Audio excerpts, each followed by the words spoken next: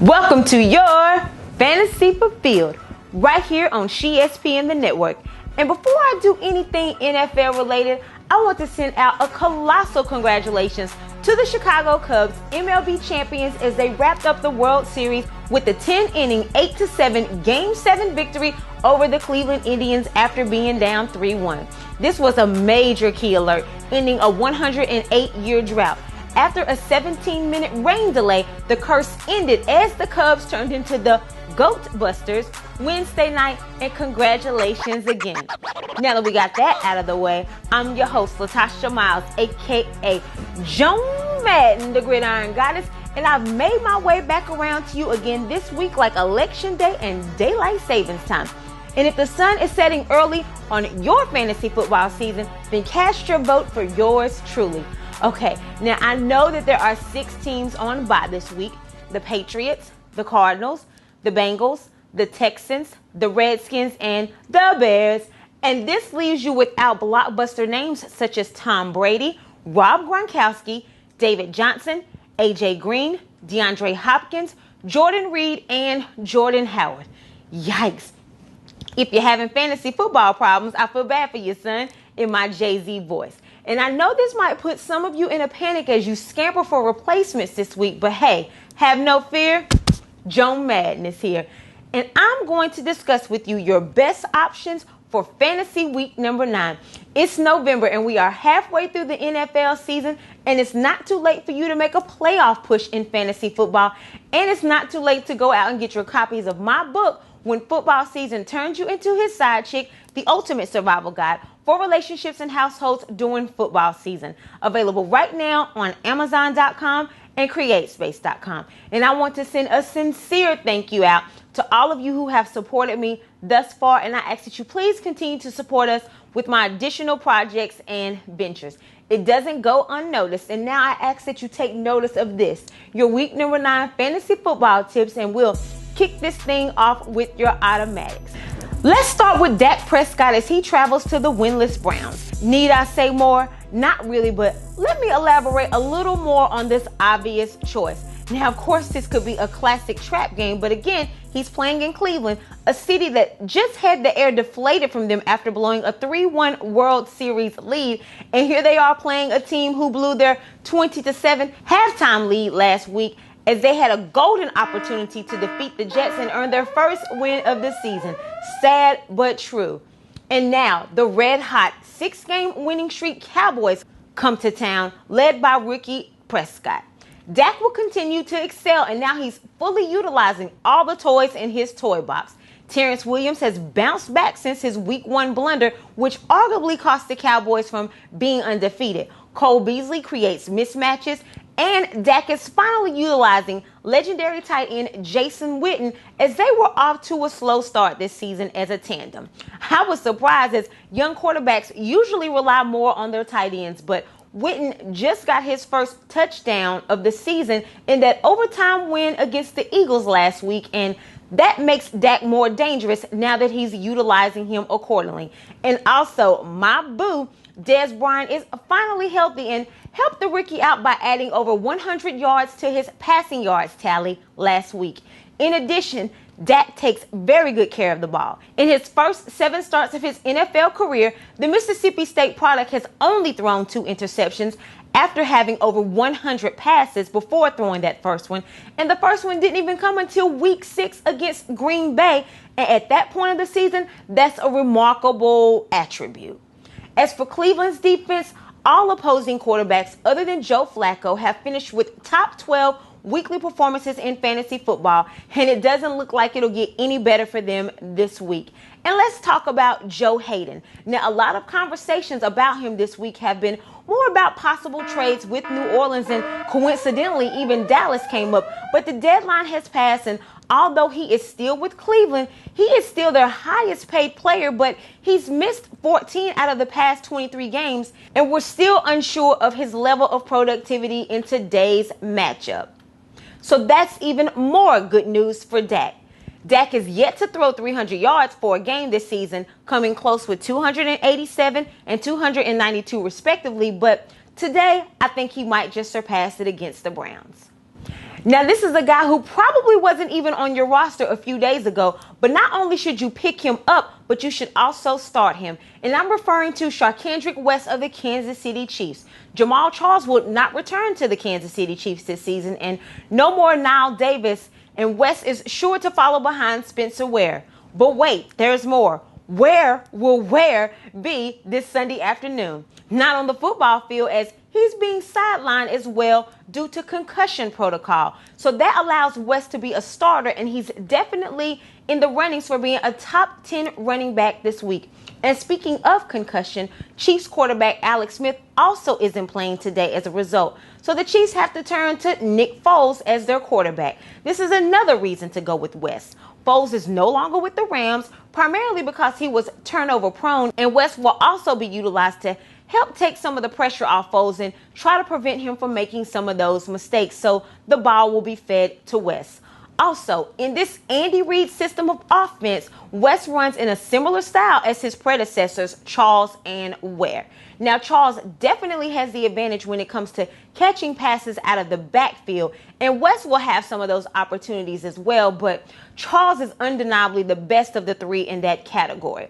But there has been a period of games where West has averaged 4.2 yards a carry this season, which is satisfactory, and he's very capable of reaching the 100-yard mark today against Jacksonville, especially now that there will be no timeshare out of the backfield with Ware. This week, you're headed in the right direction by adding West to your roster.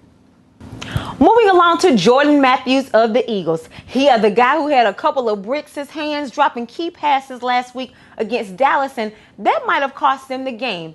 Yeah, he was a brick house in my Commodore's voice, and some of the reasons Matthews' struggles have come along this season have been because of his knee injury, but he hasn't missed any time, and he has been held in check for most of the season, but also because his quarterback, Carson Wentz, has struggled in these past couple of games. But I expect them both to redeem themselves this week against the Giants, primarily Matthews. He is deep in debt with Philly right now and got the Eagles running around here, well, flying around here, talking about some "you owe me" in my genuine voice. And this New York Giants team has been somewhat miniature when it comes to their secondary. Now, I know that this Giants crew is coming off of a bye week, and they have a completely different mindset, and they think that they can become a top 10 defense, and that's commendable. And I know that they've had some key injuries, Darian Thompson and Nate Burhay, and they're both back today. And soon they'll be back to full strength, and Landon Collins feels like they could break through as we go down the stretch. But at the end of the day, this unit of corners and safeties gave up an average of 267 yards, including 319 yards in week number 3. And they currently rank 22nd in pass defense. Plus, with the recent release of wide receiver Josh Huff, Matthews is definitely going to have to step up. And in his 4 previous games against the Giants, he has caught 3 touchdowns. So repeat success should be on the horizon for him today. Now, this one here might come off as a biased choice, but I don't care. Now, he went to high school right here in Greensboro, North Carolina, and that's where I currently reside. And his head coach, Jim Caldwell, used to coach at Wake Forest University in Winston-Salem, North Carolina, which is the same city as the HBCU I graduated from, the Winston-Salem State University. And I'm speaking of former Smith High School Golden Eagle tight end Eric Ebron, as he and the Lions visit their struggling divisional rival, the Minnesota Vikings. Now, the main reason why Ebron hasn't been a top 10 tight end this season is because he was sidelined for 3 games with knee and ankle injuries. However, he bounced back last week in a stout matchup against the Texans in a losing effort, but he did have 7 grabs for 79 yards. But nonetheless, I expect the same thing to continue this week against a Minnesota team who is just as tough, but Ebron is tough as well. But then again, the Bears tight end Zach Miller did just torch the Vikings secondary last Monday just before going on their bye week. Plus, the Lions' Matt Stafford-led offense doesn't shy away from throwing the ball. And against a relentless pass rush, a reliable tight end is a great option to turn to. And I'm quite sure that Stafford will turn to the former UNC Tar Heel standout to bail him out. Now, as for your bench warmers, guys that you should sit this week, guys that you want to start, but like Bryson Tiller said, yeah, those guys. Now, I might startle some people with this one, having you scratching your heads like, he gotta be kidding me, ESPN. But I'm so serious on this one, and that's Derek Carr. You need to bench him. Yes, I know he's coming off a 500-plus yard performance last week, and yes, I know that the Raiders are 6-2, and I know that he's returning to those raucous, supportive fans this week in the black hole. And yes, I know that he has been mentioned in MVP candidate talks, but did you know that he's playing against the Denver Broncos this week? And do you know what the Broncos have done to opposing quarterbacks this season? Going up against Andy Dalton, Andrew Luck, Cam Newton, Jameis Winston, and Phillip Rivers twice, the Broncos secondary has only allowed 184 passing yards, 5.7 yards per attempt, and a 6 touchdown to 8 interceptions ratio. So to be more frank, don't touch Derek Carr this week. Not even with a 10-foot pole. Besides, even with the historic performance from Carr last week, he has been a little bit inconsistent on this 8-week roller coaster ride. And 3 weeks of the season, he finished outside of the top 20 quarterbacks ratings. And with the way the wave is going, he's due to be back on the downside of that trip to the amusement park and roller coaster ride later today. So try to avoid Carr at all costs this week and put him in park. I'd also park Melvin Gordon this week. Another surprise, huh? Well, hear me out. I am aware of the fact that Gordon has had a remarkable season so far, but it could be better, and that's because he needs more touches. However, with Ken Wisenhunt as his offensive coordinator, gunslinger Phillip Rivers as his quarterback, he's nowhere near the pass catcher out of the backfield that the injured Danny Woodhead was, and he has a matchup against a Titans team ran by legendary defensive coordinator Dick LeBeau, so all of these factors will limit his opportunities this week. Gordon only averages 3.5 yards per carries, and yes, I know he gets touchdowns. I'll give you that, but Tennessee's run defense ranks in the top 10, giving up only 83 yards per game, and they've only allowed 3 touchdowns to be scored on them. Now, Rivers dangerously threw 267 yards and a couple of touchdowns last week against the #1 pass defense in the Super Bowl champions, the Broncos. You think he ain't going to take advantage of a number 25 ranked pass defense this week, that of Tennessee? And by the way, the Titans also have injuries in their secondary, so look for Rivers to take advantage of that as well, leaving less assistance needed from Gordon. I also dislike rookie Sterling Shepard against the Eagles. Philadelphia is ranked number 3 in pass defense, allowing only 214 yards a game. And let's say hypothetically that Eli does throw for 214. I can tell you this, Shepard will be lucky to see even 50 of them. Philly's secondary has also generated 6 interceptions and turned some of those turnovers into points. So this is a dangerous matchup for the second-round pick from this year's draft. Since his touchdown performance in weeks 1 and 3 and his 100-yard performance back in week 2, Shepard has been very, very quiet in my Elmer Fudd voice, and he hasn't reached over 32 yards in the past 4 weeks. In addition, with Odell Beckham being the fantasy football stud that he is, and Victor Cruz's confidence constantly growing weekly coming off of all of his injuries, it seems as if Eli doesn't really flock to Shepard as much anymore. And I know that the Giants and Shepard just came off of a bye from week 8, but go ahead and make week 9 a bye for Shepard as well and leave him on your bench. And lastly, for my bench warmers, it's going to be a no-go for Ladarius Green of the Steelers, as he was slated to make a big return, a huge splash coming off of a bye week and taking on the AFC North divisional opponents, the Ravens. But there's still some uncertainty with Big Ben's knee, and we still don't even know how the Steelers plan to implement Green in their offense. The Steelers plan on running the ball early and often this afternoon, and although he did participate in some first-team reps in practice this week, Ladarius is at the bottom of the tight end rotation. Green is no money shot this week, so put him back in your pocket. The Steelers have until November 15th to decide if he'll even be a part of their 53-man roster or out for the season. If he makes it past the midway point of this month, then and only then, perhaps invest in Green, as we should also see a healthier Big Ben in the lineup by then as well.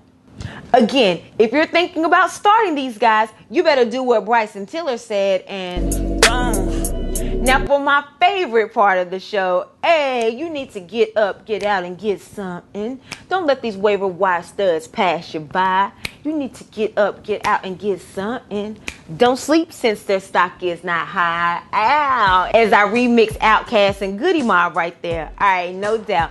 And surprise, surprise, surprise, I'm going to kick this section off with Ryan Tannehill. Now, he can definitely be referred to as Lion Tannehill with his stats so far, and I ain't lying, but he's been lying about playing the quarterback position, especially with adding Adam Gase as his head coach this season, but perhaps he's actually better suited as just an offensive coordinator. No offense. But nonetheless, the Dolphins are coming off of a bye this weekend. Before that pause, they were riding high on a 2-game winning streak.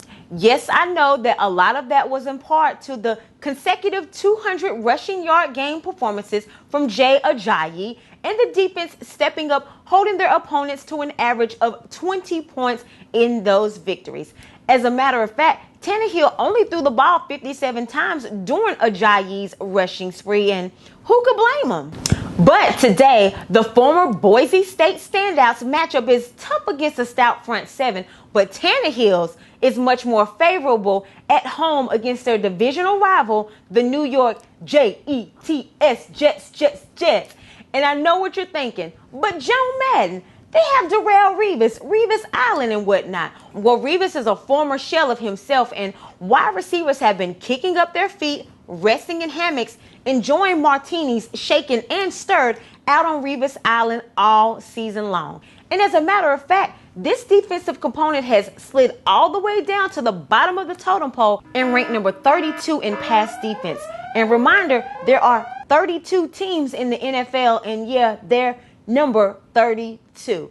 I'm quite sure Josh McCown torching the Jets for 340 yards and a couple of touchdowns last week didn't help either.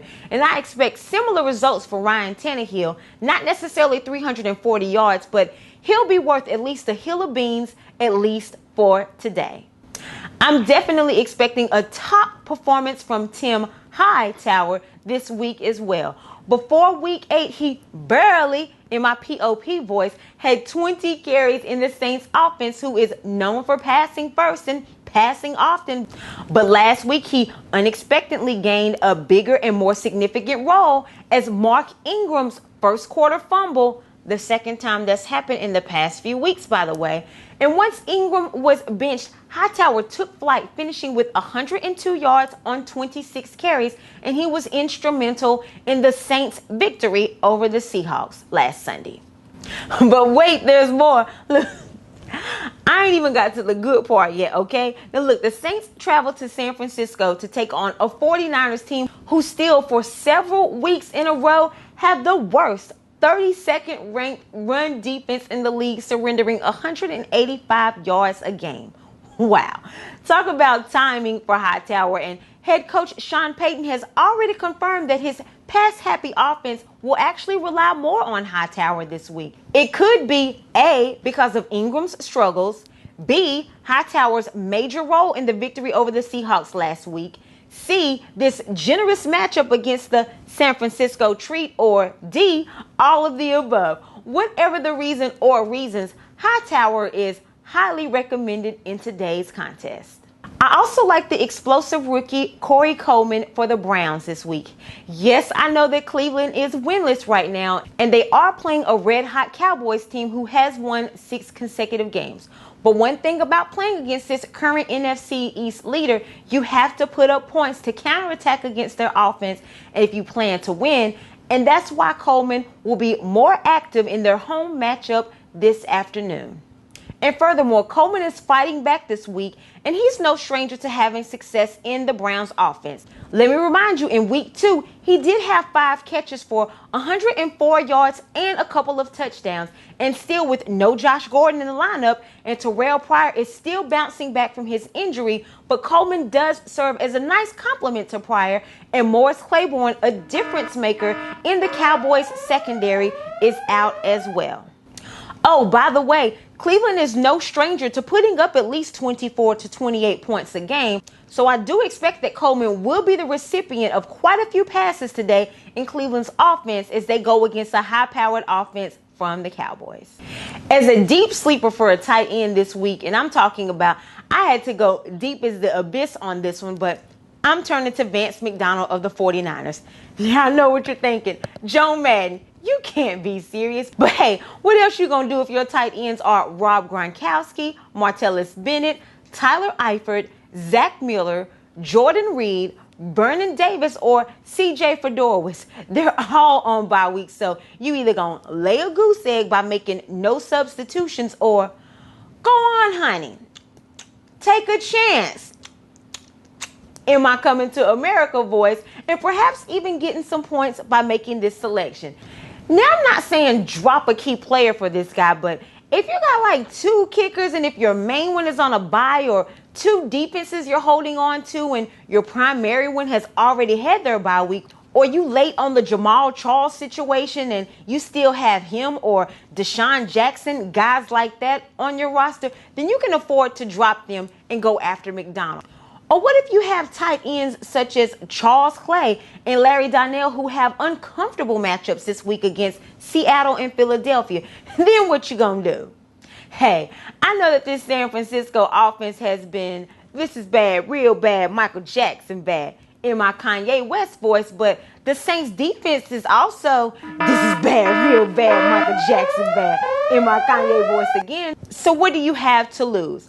Plus, on the opposing offense, Drew Brees is a gunslinger, so in order for the 49ers to even compete, they're going to have to put up some points. And with this golden opportunity against the Saints, and their pass defense should offer a San Francisco treat. Well, that's going to do it for this episode of Your Fantasy Fulfilled.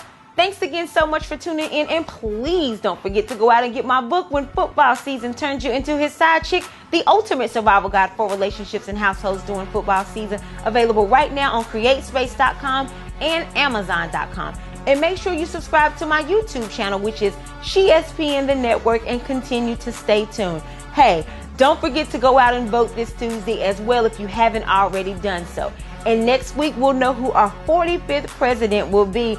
And in honor of that, I'm going to go out and shake some hands and kiss some babies. Not really. I'm actually seriously going to go ahead and just watch some football, all right? So just chill to the next episode. Thanks again so much for tuning in. We'll see you next time, and I'm out.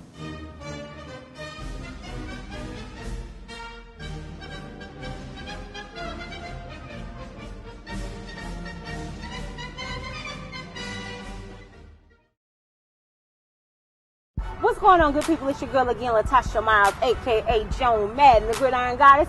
Make sure you follow me on Twitter and Instagram at she_SPN and at Facebook at Latasha Joan Madden Miles. And subscribe to my YouTube channel, which is SheSPN the Network. Hey, I'm kind of a big deal. You know, I'm a little bit cute, got some beauty, got some brains. That way on that channel, you'll be able to see the interviews that I've done.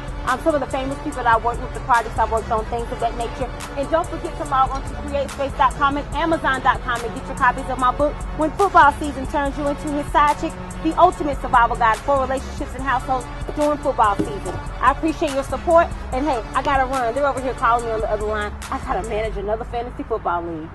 I'm out.